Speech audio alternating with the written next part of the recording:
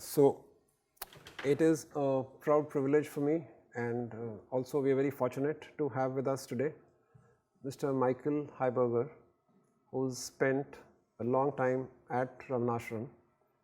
So just a brief introduction about him. So he was born in the United States in 1960. He spent 6 years studying continental philosophy at UT Austin, the University of Copenhagen and Baylor University. He undertook graduate work in philosophy and linguistic anthropology at UT Austin with a later stint at Bright Divinity School. So as you can see, he has been through the academic process just like you are going through an academic process, just that you are going through an engineering driven, primarily engineering dominated education. He was in a philosophy area, and he did his graduation. He spent long time, about 9.5 years, Michael? Yeah. So now he has been the editor of the English language e-magazine Saranagati, which is published by Ramanashram. He's authored numerous books on Advait Vedanta of Ramana Maharshi during his 24 years in India, and he's involved in the study of interfaith dialogue within Hinduism, Buddhism and Christianity. So the whole combination, the way it comes together, I find it very unique, and a very unique contribution that Michael is making to humanity in trying to see commonality between different ways, because the truth, as Ramana Maharshi pointed out, is universal, unchanging and same, whoever discovers it. So with that, I would let the remaining introduction be highlighted by Michael himself. I would request him to come onto the dais and deliver us a talk on how the teachings of Ramana Maharshi are very relevant for us as much today as they were during the time he was at the ashram.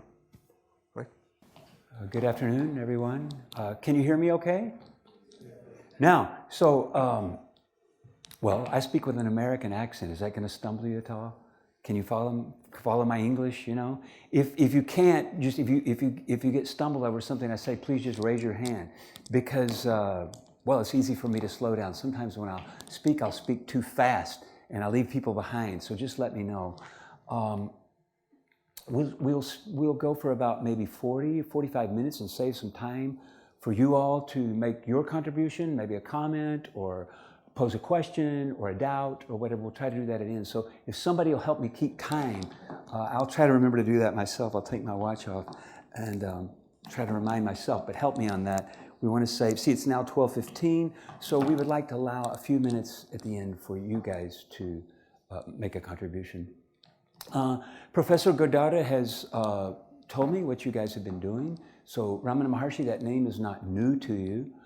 So I won't give the basic introduction, but just to say, and you already know this, but I'll just say it anyway, there's something interesting about Ramana Maharshi. We were supposed to switch off our phones and I didn't do that. You know, we live in an age of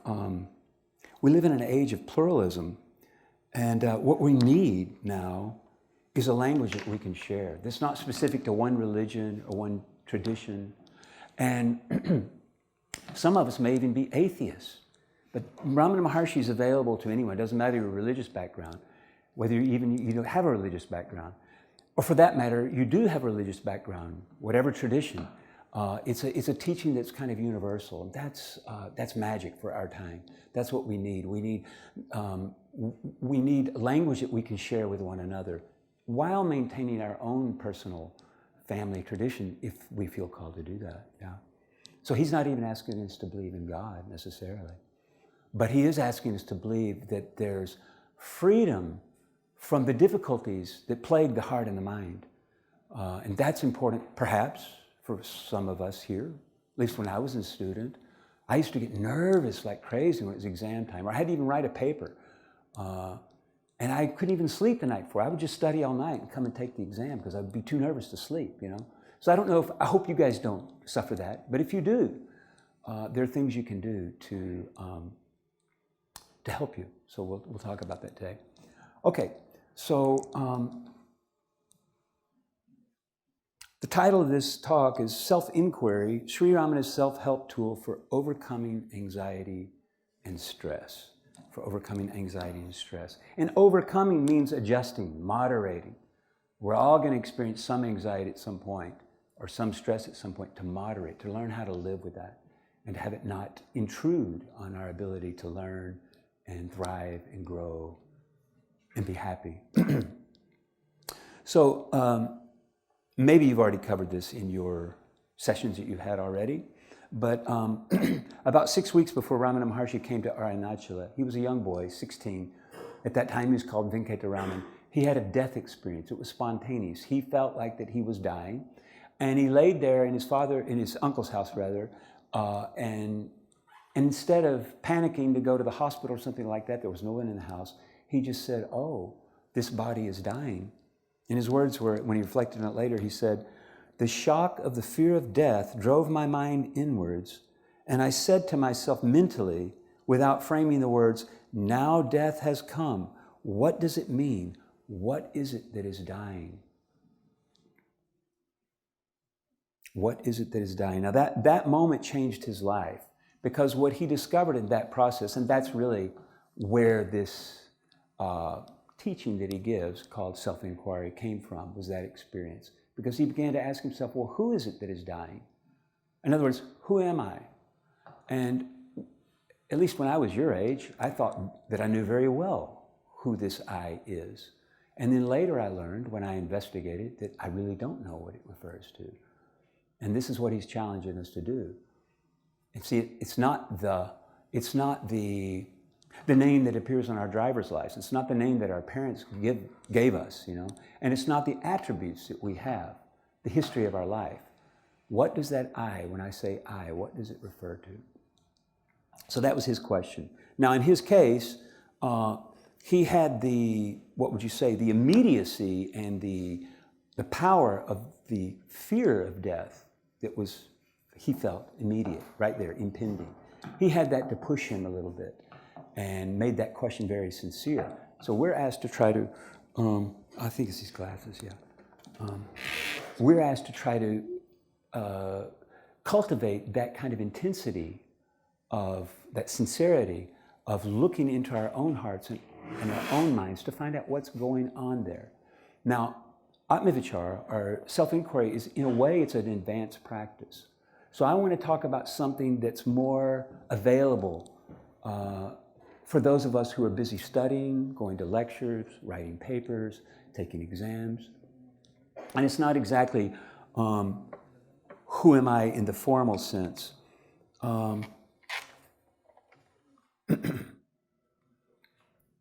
In the tradition, there's a practice called investigation of states. So that means knowing what state your mind is at any given moment. Now, that's easy most of the time, and most of the time we don't feel the need to do that. But when we're anxious or when we're stressed out, when we're rushing, when we're busy, we are swept away by the anxiety and don't realize that it's a state of mind. We think it's the world doing it to us. There's the pressure of the study, or the professor was hard on us yesterday. It can be any number of things. Or maybe even one of our family members is pushing us or pressuring us in some way. So in those moments, it's key to recognize that you're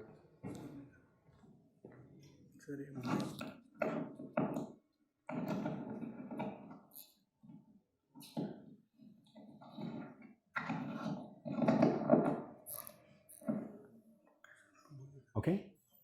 And so in those moments, it's key to be able to recognize that you're stressed or anxious. Now that sounds easy, but it's not. You know that, because any strong emotional or mental state is very, it engages you so much that you disappear. Just that state, that's the only thing that's real in that moment. Now, let's take an example that maybe you can relate to. Let's suppose that you're late for this class, for Professor Godar's class, and you come, let's do it like this. Let's say you're staying at home and you've got a baby brother, and your mother can't take your brother to school that day, so she has you take your brother to school. That throws you a little off on your schedule. So you take your brother to school, drop him at school, then you come to the train, you can just make it for Professor Godar's class, but when you get to the public transport, let's say it's a bus or a train, there's some technical hitch, nothing to do with you, and now you're late. So then you're gonna message either the teaching assistant or Professor Godard and let them know, look, I'll be there 10 minutes late.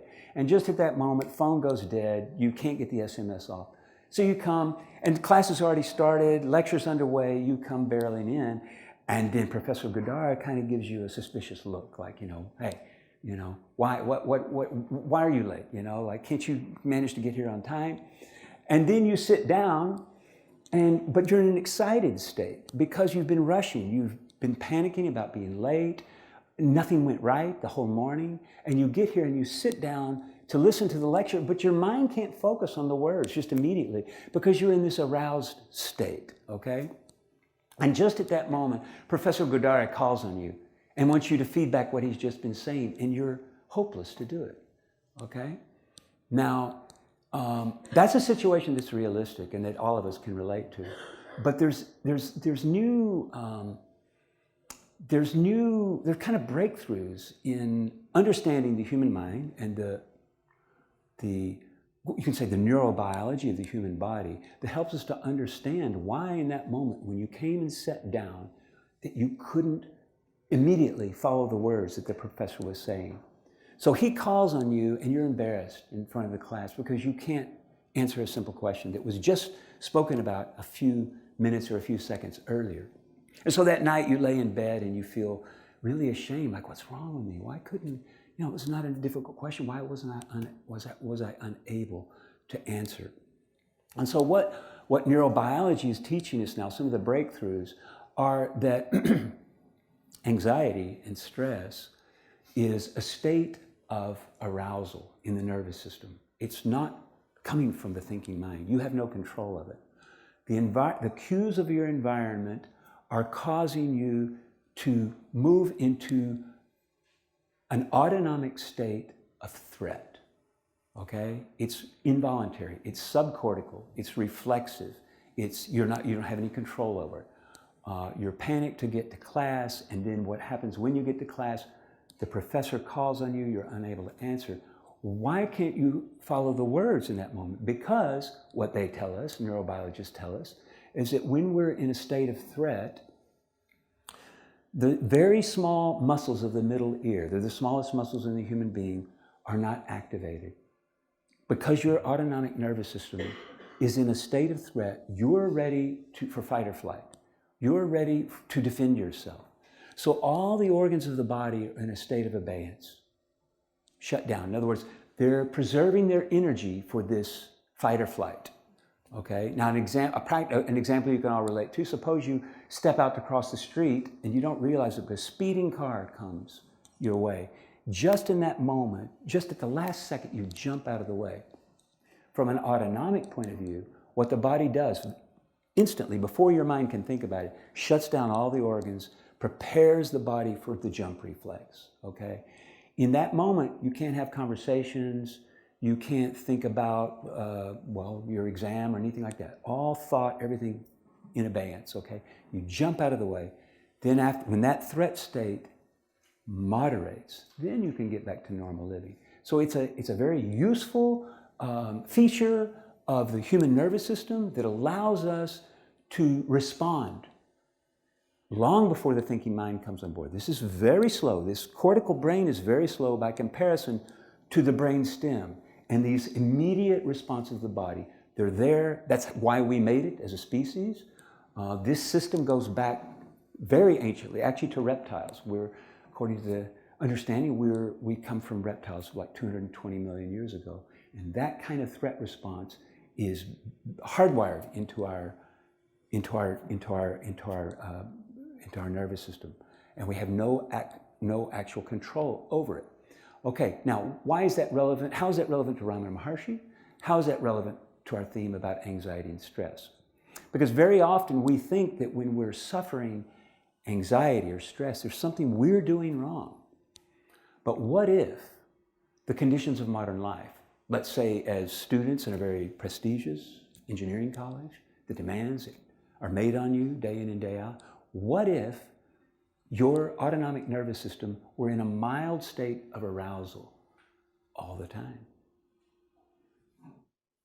Okay, now Why that's important for you is because that will negatively affect your ability to learn, to follow lectures. That will negatively affect your performance. It also will affect your health because organs of the body they're in a threat state. They're defending. In other words, they reduce their metabolic processes so that you can be ready for the danger that your nervous system is sensing.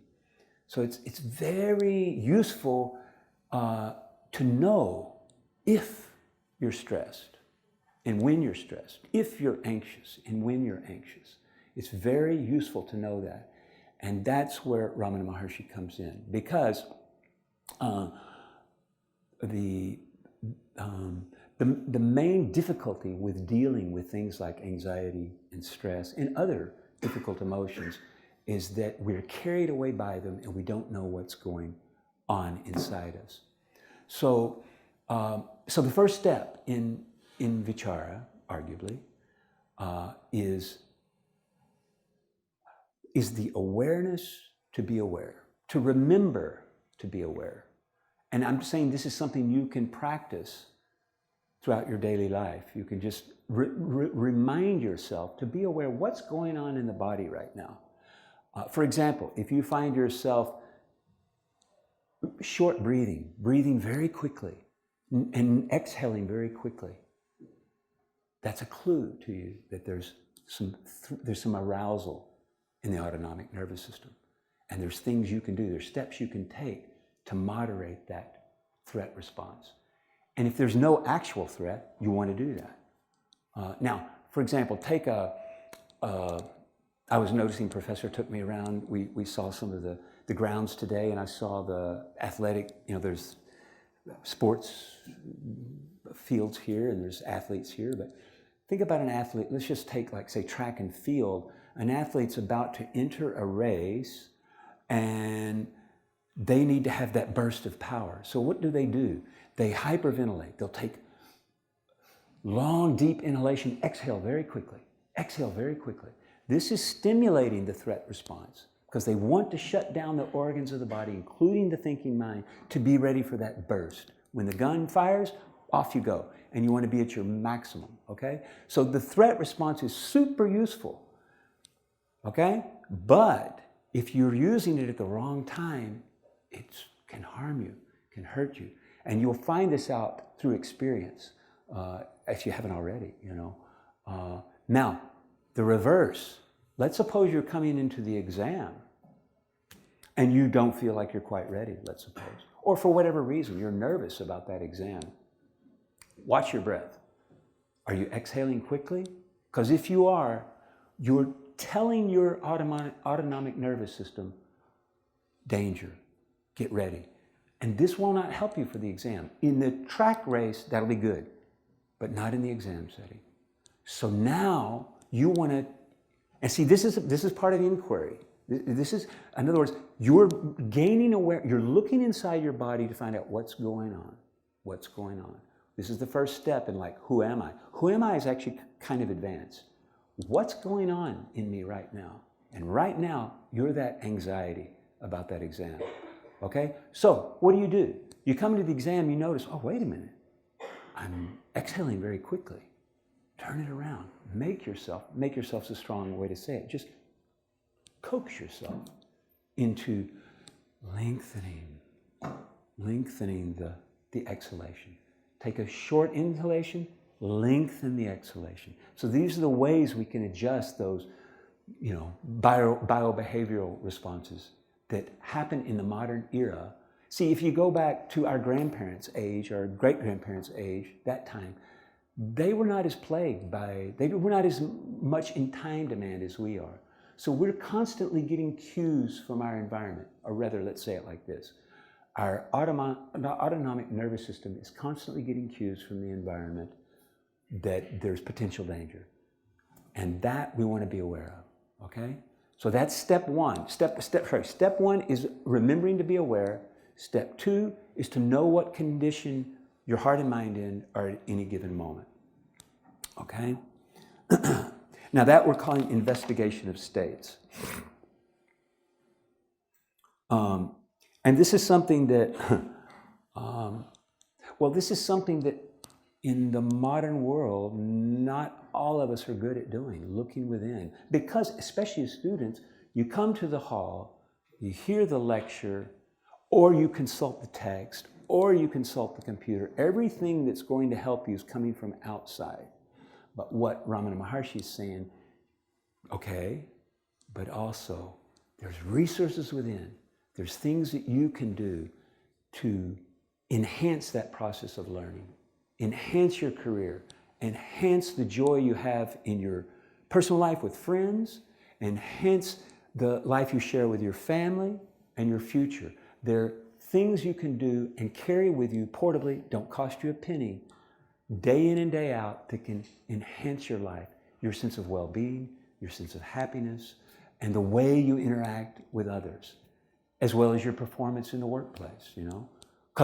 So maybe you have professors who get on your case. Here, when you go into the workplace, it's going to be bosses, right? So same game, you know? And there's not a problem in that. As long as you can be aware of what's happening inside you at any given moment, you can make adjustments in real time.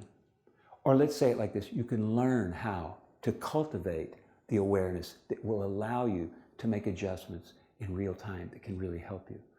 And sometimes, maybe many of you, or at least maybe some of you don't, you're good to go. You don't have this issue. But life has a way of, there's times that are more difficult than others. And you find suddenly those tools, which you hadn't needed before, suddenly they come online, they're useful. So Ramana Maharshi talks about looking within, learning to be aware of what's going on inside you at any given time. All right. Let me just see here.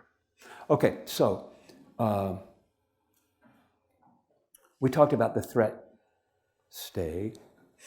Now there is an extreme threat state that doesn't really concern us. Most of us will not experience that, or at least not often. But an extreme danger where literally, well, suppose you're in a car accident and your life is, death is at hand, you know. There is a third state called the freeze state where the whole nervous system just freezes up. That's an ancient response. And the reason that's relevant is that sometimes you might, if your anxiety is very strong, you'll find yourself almost like frozen, you know, in terms of your ability to respond to people around you. It's a little like that student who comes in late, the professor, asks the question and that student's not ready, and he kind of freezes. He doesn't say anything. Okay, that's a hint of that third state. What is the first state? Homeostasis. Homeostasis is when the social engagement system, our ability to hear, these middle ear muscles are activated, they're contracted so that we can hear the sounds of the human voice. In the threat state, they cannot, because the system is geared in that moment for predator sounds. This is ancient stuff. We don't have any choice in this. We inherited this, part of our biology, okay? So when our social engagement system is up and running, those ears contract, I can hear the sound of a voice, and if a big lorry sound comes in the background, it doesn't interfere. My ears are tuning those out and tuning into your voice, okay? That's called the social engagement system. That's a system of homeostasis. And the reason I bring that up is because part of what we want to look at here is that we're talking about the first stages of vichara practice, of self-inquiry. And then if our nervous system is aroused, if we're in a state of anxiety, if we're experiencing stress, we won't be able to do this self-inquiry very well. So how do we calm the system? So we've already talked about lengthening the breath, but another way is engaging, bringing that social engagement system up, get it up and running. And we can do that by just sitting down, like let's suppose you're that student who made it late to the class. The teacher calls on you, you can't answer a question, you feel ashamed. So instead of just holding that in your heart, go to a trusted friend, it has to be a trusted friend, and say, wow, You don't know what happened today. Tell them what happened. Look into their face. Because when we activate those organs of social engagement, the threat state reduces, okay? This is something that is basic neurobiology, but most of us don't know it. Now, we may know it intuitively, but a lot of times when we feel ashamed, see, shame means in English to cover, to hide. So not only do I not want to go to a trusted friend and share it, I want to hide it from everyone. I don't want people to know how ridiculous I looked in my own mind when the professor called on me, asked me that simple question, and I was unable to answer. So I want to hide that. Watch that. Because if that shame's there, that's telling you, okay, be careful. That's a threat response. Try to overcome that and use your friends, your contacts, trusted friends and contacts, family members, to, even just for a few minutes, engage that social engagement system. Threat response calms, okay? So those are two of our interventions.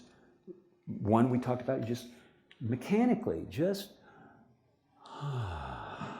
make that out breath long. Just make it long. And don't use force, but just try to come into that space of making the out breath long. Check it out. It works. Try it. Okay? A few other things would be, so again, face-to-face, lengthening the exhalation, I've said that. Sometimes you have to take a break. Let's suppose, let's just suppose you're in a physical space that doesn't feel comfortable to you. Go to the bathroom or go somewhere else. Go outside and come back. Take a break from that space so that you can, because when you're in a threat state, when you're anxious, when you're stressful, you're not in touch with your own body. And you're not able to relate to others very well. Okay? So taking a break from your environment, that's another. These are just simple things. If you have something in a prolonged way that's plaguing you, okay, I'm just going to monitor the time. If you have something that's, in a prolonged way, troubling you, like you're in a state of anxiety, things are not going well, could be academically, could just be in a relationship, could be a fight you're having with your father, it could be any number of things. Things are not going well.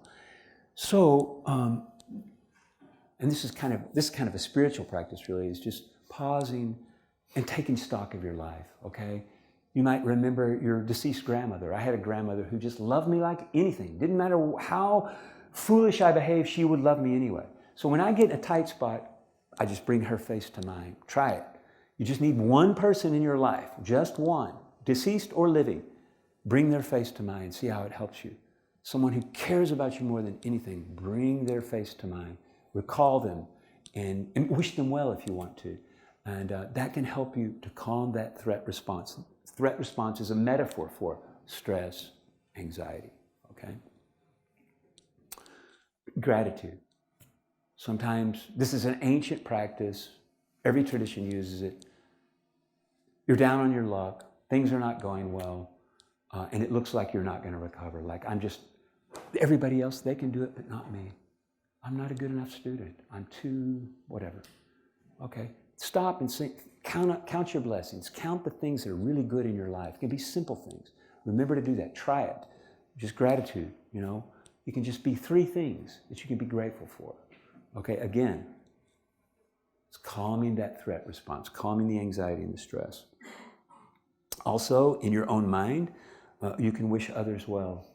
So this is a traditional thing in many traditions where you just, in your own mind, you wish somebody well. Face comes to mind, may you be well, may you be happy, may you be free of suffering. It could be your mother, it could be a friend, it could be a stranger, it could be a neutral person, it could be an enemy also. I mean, someone that you don't like,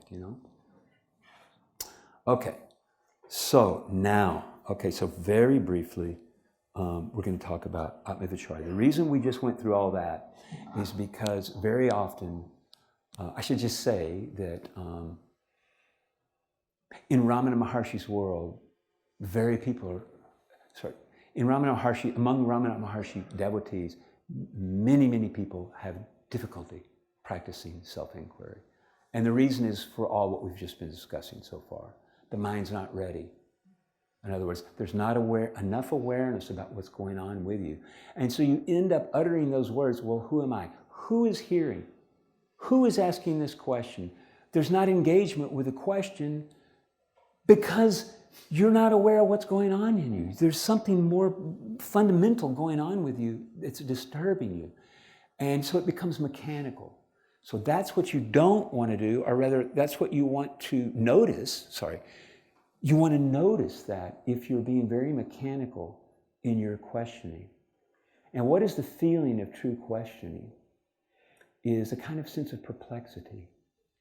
So when you start asking the question, who am I? Or again, mostly what I do is I'll just say, what's going on?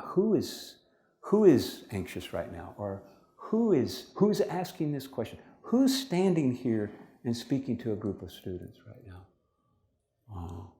And of course, you already know this, you won't get the answer. And the idea is that the one we think we are, the one we call myself, if we start looking at it very closely, we realize it's a composite, it's a construction of the mind. It's created, okay? That may sound threatening, but it's actually freeing when you realize, oh, there's something else even deeper in me than the one I call myself, much deeper. And the one that I call myself actually lives on the surfaces of things. It's a very powerful discovery to make. And there's no real way to easily teach you how to come to that place, except by doing the looking within, you know. And looking within just means gaining a literacy, a familiarity with your own heart, mind, body, if you will. Keep in mind, when we talk about the nervous system, the cortex, which is mostly where, you know, the I that I think that I am, that lives up here. But actually, most of the nervous system activity is in the reptilian brain and the nerve fibers that move through the body. And see, all the organs of the body, almost all, operate involuntarily, reflexively. Breath is kind of interesting because it can function involuntarily. In other words, I'm breathing right now, but I'm not thinking about it. And yet I can direct my breath to change. So I have the capacity to do that voluntarily. But the other organs of the body, we don't have that option. And yet we think we're in control of them. So there's a whole dimension that comes as you start to look at that student who felt very ashamed because he couldn't answer the professor's question. And he's blaming himself. His system was working perfectly. His system was working perfectly. It was doing just what it should do when the body's in a state of threat. So our job is not to make the state of threat go away necessarily, but to be aware of it when it's there. Okay. So I'm going to stop soon because I want to give you guys a chance. I realize I didn't really get to as much as the vichara as I would like. So just one other thing about this process, because, see, I think in a way you guys are blessed because I spent a long years in academics, and as many of you have too, so you know that it's unusual to start a classroom in a university or an institute like this with 3 minutes of silence. Very unusual. And what a blessing that is. And see, that's a down-regulating exercise itself. And I could feel, as I sat there and could feel your silence, you really are doing it. You're doing the silence. You're not sitting there thinking, oh, why can't I be more silent? You're becoming a little bit silent. That's down-regulating, very useful. And what you're doing, you're already laying the ground for inquiry. You're doing what Ramana Maharshi, by being silent, that's already, in his words, that's looking within. So to gain a literacy of what's going on within us, and so he'll talk about that as direct knowledge, as we explore within.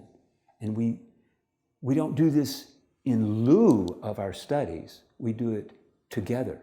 And you'll find those two work together beautifully.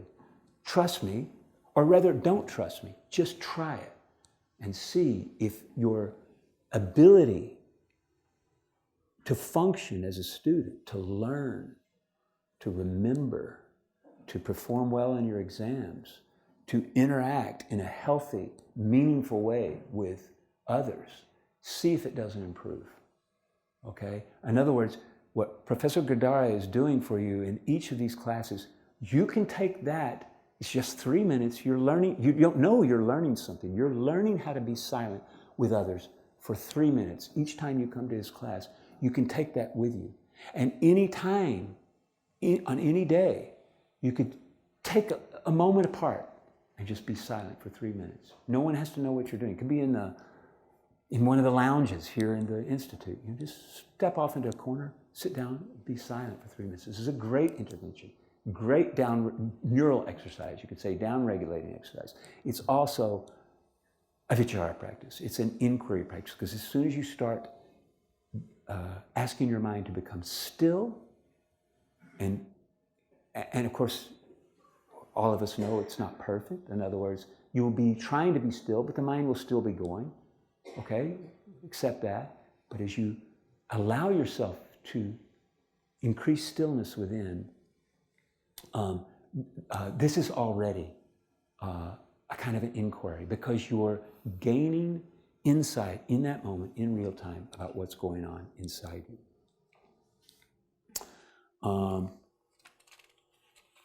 Yeah, I'm gonna, there's a few more things here. I'll just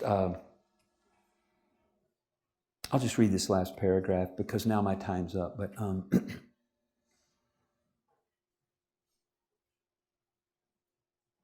yeah, so you know, in the modern era, you know, there's just so much going on that naturally all these systems of the mind, the heart, and the body, and all the cues coming from without. You're talking with someone, an SMS is coming, there's something going on over here. It's much more complex than just 50 years ago. Much, much more complex. So we're up against a lot. At the same time, there are tools that we can use that will help us to deal with that. So in my last paragraph, I said, Ramana's transformative experience in his uncle's house at the age of 16 was not just a personal awakening. So this is the death experience. It wasn't just a personal awakening, but it was a demonstration of a universal truth. In other words, if he can do it, we can do it. And we don't have to do it in that grand way that he did it. We just do little steps at a time. If he can do it, we can do it. He said as much, okay? It was a demonstration of a universal truth. He showed us that by confronting the fear of death and the illusion of a separate self, and see, the fear of death and the illusion of a separate self is born of not enough looking within, okay? As you start to look within, those moderate, okay? He showed us that by confronting the fear of death and the illusion of a separate self, we can awaken to what is boundless, timeless, and beyond suffering. Okay, so we have about 10 minutes. Any things you guys want to share?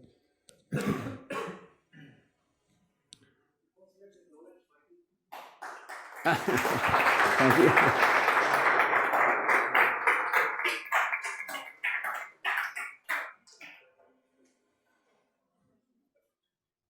And you don't have to ask a question, you can make a comment or add in a thought, you know?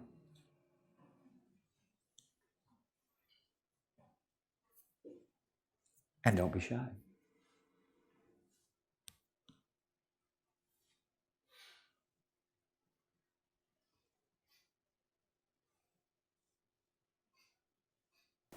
Anyone?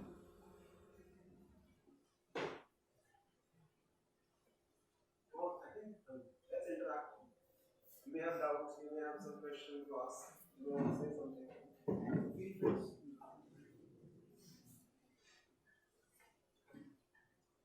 I think he touched upon so many things that impact us all, right? Including example where you ask a question and it leads to something internal and how it can be resolved. And then so many things that can help us in a very simple steps. Having a face where you are accepted unconditionally. I found that very profound, right? To have an image of a person who accepts you unconditionally. Bringing that image in front of you releases some of the stress, anxiety that can be a barrier to your living life in a free way. So, but all that I'm interpreting, I want some of you to say something, right? It was a wonderful opportunity. Oftentimes, from my own experience, what I have seen is by doing this breath observation or in self-inquiry, we get certain insights, like certain ideas. But the thing is that I have also seen this or experienced it myself. Like when I get back to normalcy, like my regular life, on interacting with the other people or doing the regular stuffs of my life, I tend, like the insights that I get from the by doing the breath observation get like a little bit distorted or modified, or like sometimes I like the next time when I tend to observe my breath again, I like it. Sometimes it feels like wait a minute, what insights did I get from the previous observations? I am contradicting myself, or some confusions are occurring. So these kinds of things I have observed oftentimes. So I'm struggling in that regard. So you're saying that the looking within or the observation of the breath is itself a little bit confusing sometimes. Is that what you're saying? Yeah. It's very interesting because there's been talk about that, that sometimes stillness itself is threatening. So ironically, we've been talking today about using stillness, in this case, moderating changing the breath, or lengthening the breath, looking within since it's in our 3 minutes. And sometimes that can be threatening. Why? It's very interesting, huh? And I think it's because the answer is, of course, this has been discussed a lot by psychologists. This phenomenon is known, and they try to incorporate that into their interventions. So you titrate. In other words, maybe you're doing too much stillness. In other words, you bring your nervous system into that space gradually. Now, I know, like people who suffer states of ongoing chronic states of arousal. That means threat response. And especially, let's suppose you have a child I have a friend here in Delhi who, her daughter was 18 months old, that lady who's a medical doctor had to go to the US to bring her father-in-law for treatment there. She was separated from that 18-month-old baby for 3 months. It was meant to be a 14-day trip. 3 months separation. Well, what traumatologists tell us that that's extremely traumatizing for a young child, And that girl's now 19 years old, and she still suffers that 3 month separation from her mother. Now, in this case, that's called adverse childhood experiences, early life experiences, and all of us have some, and some have more. In her case, it was pretty severe. To be separate from your mother as an infant for a long period can be wounding, let's just say it like that, injurious, So in those cases, very often, people who have early life, adverse experiences will be in a chronic state of threat. Now, here's the interesting part. This is the confusing part. The stillness, the silence, the meditation that would calm that state of threat is itself threatening. Why? Because the threat response is a defense. It's protection. It's not an enemy. It's our ally. It's protecting that girl. This girl is she suffers this a little bit. She's a fine lady, and she's a good student, and she's going to be fine. But it just means she's having to work with this, okay? So the threat response is a defense. It's the autonomic nervous system's attempt to protect itself from perceived danger. And the stillness is meaning you're exposed and vulnerable. And you could get hurt like you did when you were a young child and your mother was not there when you cried. So there's complexity there, but don't think that anyone is precluded from working with this. See, that's why it's in this kind of discussion, it's better not to give too many interventions, because we're always looking, okay, what's the biohack? What's the fix? I've got this problem, tell me how to fix it. Here, we're not trying to cultivate that. We're trying to cultivate awareness. Awareness is the fix. That's the biohack. And that you can't do in one day. So you can do this lengthening of the breath, and you'll get some benefit from that. But it's not the cure. You've got to have the awareness. This is something in the modern era. The modern medical science would go to the doctor, give me the pill. I just need the pill. That's all I need, you know. In this case, it's the nervous system doing what it's supposed to be doing. Take the pill or not, you may get temporary relief, but that nervous system is going to continue to do its job. So we have to work with it. You follow me? No. Anyone else? So, one idea that you gave to this. Say it again. So the idea that you gave about going away from the threat response and going towards the stillness. One was that you imagine someone with whom you are like secured or you're not vulnerable. But isn't it like contradicting the fact that we are trying to associate ourselves other than this body, and most likely that face or that person or that anything that is very friendly to this body, not like. You're saying contradictory to the tradition of Atma-vichara. So correct. You're right.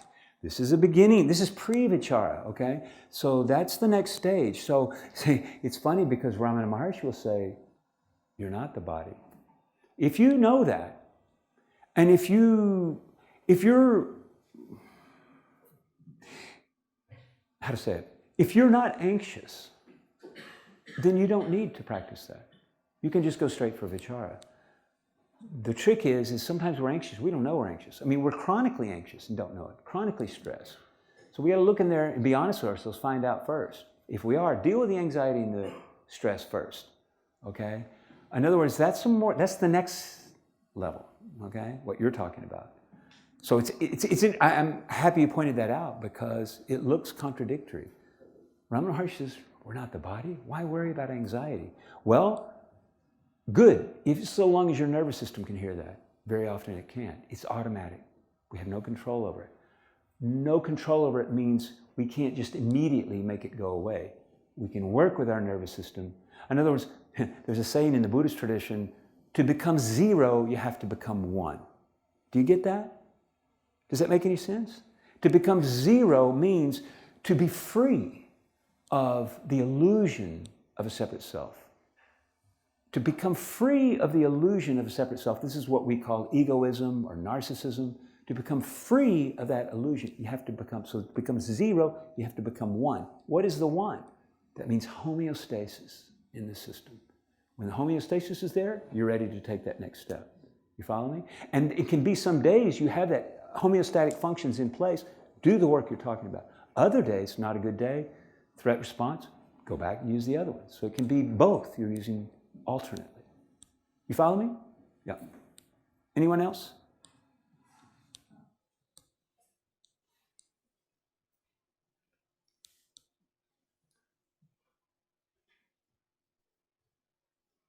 Any of you have trouble sleeping at all? Ever? Ever? Or do you want to say? Maybe you don't want to say. Have you? Yeah, because I also, when I was in graduate school, man, yeah. And so again, the same approach will help you to recover your sleep function. Sleeplessness, insomnia, and it can be just part of the night. Maybe you don't sleep deeply, or maybe you have trouble going to sleep, or maybe you wake up, like me, often I'll wake up long before I want to wake up. It's annoying, you know? And but these same interventions, or rather to say it like this, the cultivation of that awareness will help you over time, not in one day, over time, to restore the sleep function, which is very important for good health and also for students, you know, for learning.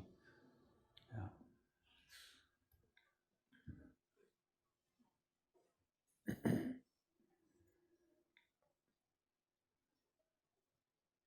Anything else? Yeah. Okay, well, so if you're okay, I think we'll stop here because we're a little bit after 1. I know you guys have a schedule. Right, Professor? We in now, huh? What did you say? We have another 10 minutes to. Oh, yeah? Oh, okay, good. Okay. But it's, I mean, I'm not feeling like enough students are responding. James, what do you feel? Everyone listened, but like that interaction is missing. Was it that we didn't understand anything because of his American accent? Or? Yeah, it could be I was speaking too fast and you didn't follow me, you know. Could you follow what I was saying? Yeah? Okay. Tell me. Sometimes we are feeling angry or anxious. Yeah.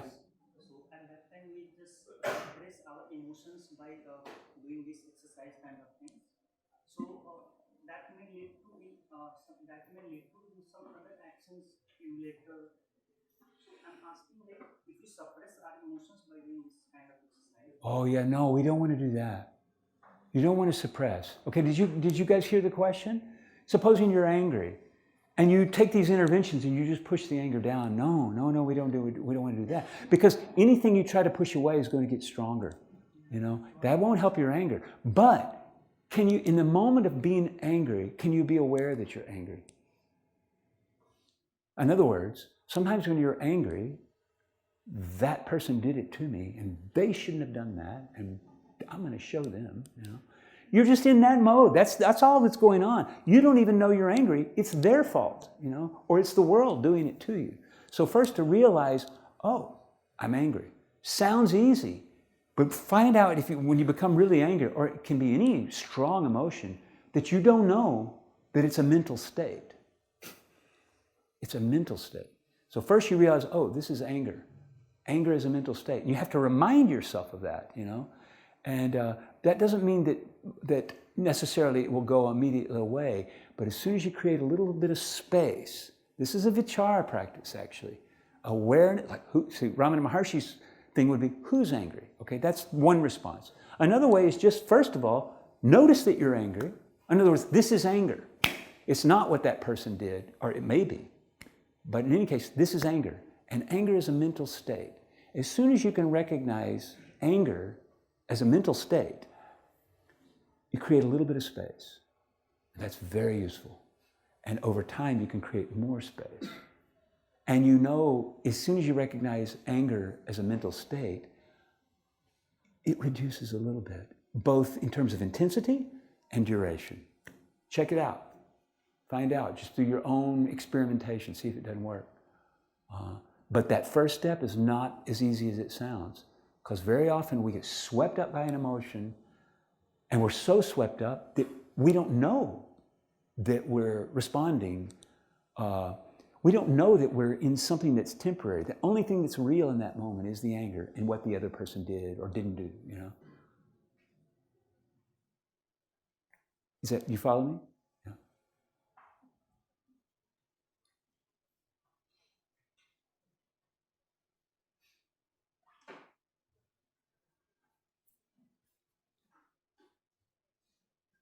Hey, what kind of, like, what's the breakdown here? What are you guys studying? Are you all studying more or less the same thing or different fields? Okay, like what would be mechanical engineering, software engineering? Would this be represented? Computer science? What kind of things? We can give you a sense. So let's say all from computer science. That's it. That's it. Just raise your hand, all from computer science. Okay. All right, so that's one representative group. All from chemical engineering. Chemical engineering, okay. Okay, now all from mechanical engineering. Okay. Anyone from the sciences, NRCVEE, Physics, anything like that? Okay. Okay. Then humanities groups. Is there a humanities program here? Yes. Oh, okay. Anyone from the humanities group? They probably have their own. Are they being shy, the humanities folks? No, not for identifying. I'm kidding. Then we also have PhD. So how many of you are pursuing a PhD?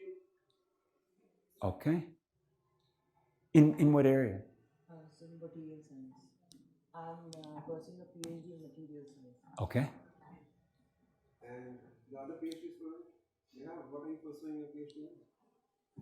I'm basically targeting neurophenomenology of meditative states. Whoa! Oh! Oh my gosh! We should have had you up here. Oh. Okay, so like you probably know Richie Davidson, you know that name, no doubt. Heart problem. Yeah, of consciousness. Wow. Tell me what you're doing your dissertation on, if you don't mind. We have just started in first semester. Okay. So what I'm planning is to start with front loading. With? Front loading phenomenology. Okay. So I'm thinking that we can get phenomenological insights from experienced meditators. Great. And then design experiments based on Great. images. Wonderful. Yeah. So, see, now this is the kind of thing that we're talking about. We can use these ancient traditions. We can also look at them from the point of view of modern science, neurobiology. And see, this is the neurophenomenology. Do you guys know that word? Neurophenomenology, do you know that word? It's very interesting because all through the ages, now in India there's an ancient tradition. There was no issue. You could study the mind from within. But in the Western science, somehow they disallowed that. This goes back to Aristotle, right? Aristotle made the natural philosophy, science, only what was observable in the world. So now here comes neurophenomenology. It's going to solve this problem of the mind-body gap, methodological problem of how do you study the mind if subjective experience is not allowed, not possible. You can just study the neural correlates of the brain, So fascinating, wonderful, yeah. What did you do your undergraduate work in? I did my undergrad in biotechnology. Biotech. And my master's in yoga science. Whoa, great. Okay. Oh my gosh, yeah. Okay, great. I bet it's Rahul. Yes. I thought so. Yeah. Good. Very good. Tell me your name. Neha Shekhar. Oh, very good. Thank you. Very good. Okay, so now which are the departments I did not call out? So many of you, biotechnology, somebody from biotechnology. Okay, good. Then which other departments? Just identify yourself and name the department and not get called out. Huh? Civil engineering. Civil engineering, okay. Okay. Electrical, if they don't, so mechanical and electrical are like somewhat underrepresented. Textile engineering? What? Which one is yours? All of you?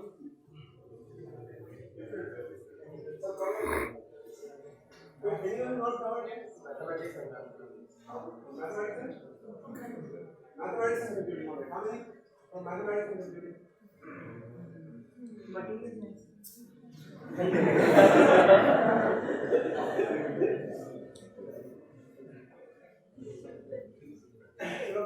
Anyone still left out? Okay, so we have a PhD student from computer. How many from computer science? Only one? No one.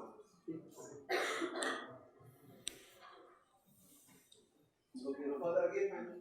Anyone still left? Applied mechanics. Okay. How many from applied mechanics? One? Two. You also, right? Nice.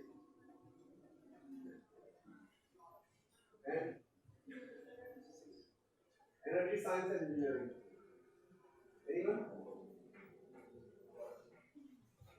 And now to give a glimpse, how many of you are master's students, like graduate students and undergraduate?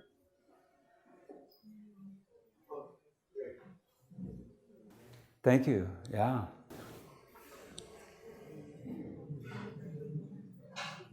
Now, maybe one question from my side. Okay.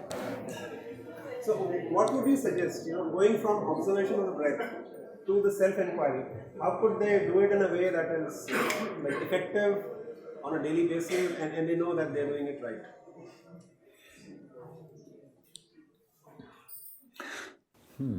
It's actually a tough question because, I live with people who are pretty good meditators. And they're in Tiruvannamalai, and many have trouble practicing inquiry.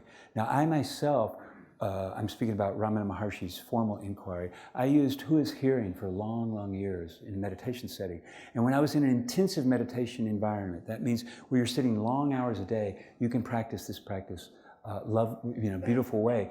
Who is hearing is interesting because it brings in the sound aspect. Okay, so there's hearing going on all the time. Again, mostly we're not aware of it. In other words, there's background sounds right now going on, and we're mostly not aware. So who is it that's hearing? It's a beautiful, beautiful question. It's traditional. In Japan, they had this tradition going back probably 1,000 years. But this is a who am I question. So the question Professor Godara is asking is, how do we go from monitoring our breath or doing the 3-minute silence that we did, how do we go from that to Ramana Maharshi's who am I? I think if you can get to the stillness, see, that's already a sign the nervous system's in order. You don't need to do breath work at that point. If you can settle your mind more or less, you're ready to go straight into the questioning. Take a question that works for you. You don't have to use who am I. Maharshi said there's all kinds, who is anything that's going on in that moment. Who is doing it? Okay? So find a question that works for you. Again, I adapt it as who is hearing. Very useful for me. But through the ages, there's been many of these who-like questions. Now, why does it work? Why is this questioning process spiritually valuable? Because you're giving the mind something to do, okay? And in giving it something to do, you're getting it out of the way, okay? In a way, there's one teacher talked about turning the mind back on itself. So you're using the, what would you say? The mind loves to do stuff, and especially if you're students, graduate or otherwise, the mind loves to do stuff. But for stillness and for increased awareness within, we want the mind to be more or less stable, It's interesting. I don't know, you may know George Bonanno. He's a neuropsychologist from New York. He spent his career studying stress and anxiety. He says, from a neurological point of view, all stress and anxiety is shifting attention. Rapidly shifting attention. That's all it is. From a neurological point of view, just quickly shifting attention. This is the monkey mind, okay? He said, and he's not a meditator, he said, if you can get that mind to stabilize, if you can get it to stop shifting, one, to the next thing. In India, they used to call that, prapancha. That means the proliferation of the mind, shifting attention. So if you can, in his lab, he would try to get his subjects, he would try to find nifty ways to get his subjects not to have shifting attention. Then all the clinical symptoms of anxiety and stress drop away. That's all it is from his point of view. All anxiety is shifting attention. So Ramana Maharshi's Who Am I is designed to help you to stabilize attention. That's what it's for. Okay? In stabilizing attention, you gain access to, what would you say, your own heart, Because the heart is kind of something true and real, whereas the mind is very ephemeral. Does that make any sense? Do you follow that? Yeah. So to more accurately answer Professor Godara's question, how do you get from these preliminary steps to actual vichara? Get the mind calm, and then take up the who question that suits you. The interesting question. In other words, don't do it mechanically. Who am I? Who am I? There's nothing. Make it interesting. Find a question that's interesting for you, because that perplexity, when the perplexity comes, it feeds itself, and you realize that you actually don't know who is thinking right now, or who is worried about the test tomorrow, or who is sitting in your seat right there. You actually don't really know who that is. And it's actually, especially if you do this in a sustained way, in a meditation retreat, it's very interesting. It's very engaging. Did you have some? Oh.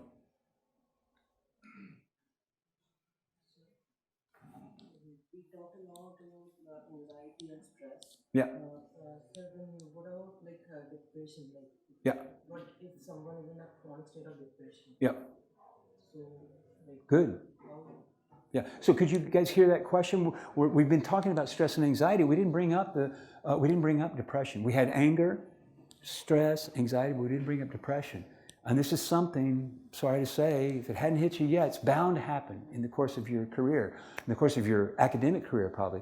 Depression. So, but it's interesting, depression is a very interesting word. Think about what the word means etymologically. To depress means to push down, So, if you do, well, I'll say this from experience as someone who suffered from depression. When I started my meditation career, that was the end of my depression. Now, I don't know the reason why, but I think the reason why is that there were, in my psyche, in my heart, there were psychic materials, emotions that had not been grief, unresolved issues from my early life that had not been fully felt, fully grieved, let's say. I lost my mother when I was very young. And one time I was in Ramana Maharshi's ashram, I was meditating, and someone came in, they were wearing like rose water or the scent of rose, And I was sitting very nicely, and here comes that rose smell, and then suddenly, like this feeling of depression came immediately. And I thought, what is going on? And in just that moment, I had a flashback to my mother's funeral. When she died in an accident when I was very young. And there were all these roses. Everybody brought roses because she was very young and very dynamic and loved by the community. They brought roses, it was a room full of roses. And all I could, in my grief as a child, I could smell those roses, and that scent triggered that emotional response. And so I felt like depression, just instantly like that. I thought, what's going on? And then I realized, I never fully grieved my mother's death. I thought I had, but I was too young. And so there I was. So what I did, instead of getting up and leaving the hall, because I didn't like that feeling of depression, just sat there with that rose smell. That person was sitting near me, breathe in that rose, re-experience my mother's death. And see, we have the opportunity to do that. Now, the trick in that is that mostly what we've pushed away, we don't want to look at. So this is the tricky part. And that's what this afternoon talk is about, that we're doing in the afternoon. It's about this, And it's about how to become friendly with lingering, could be wounds, could be emotions, could be psychic material, whatever you want to call it. Lingering things that need our attention, and we're not able to give it. And that's the tricky part of vichara, is that as you start inquiring within, you're going to come across these things. And so then to be respectful of what be respectful for yourself about what you can handle at any given moment. Don't push yourself too hard. When those things come up, be aware of what they are. Name them. Naming is very useful, just to know what's going on. Does that make any sense? Yeah. All right, so thank you very much. And once again, you want to... Thank you. Thank you. James, please tell them they like a thanks to Michael for his support.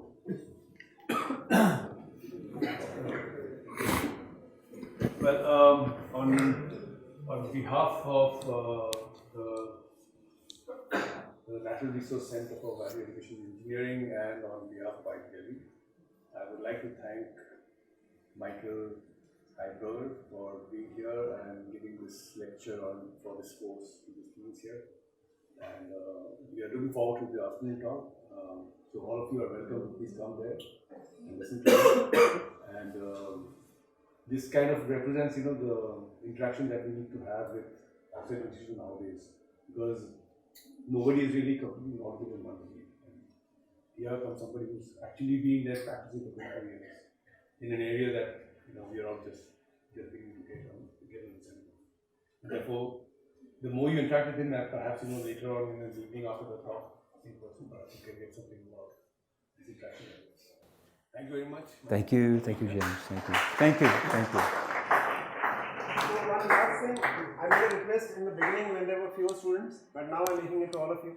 So I had a challenge in the last run of the course to do one assignment, because doing the assignment, which was about doing something for another person without expecting anything in return, a student pointed out that if I'm doing it for getting marks in the assignment, that it is also something in return.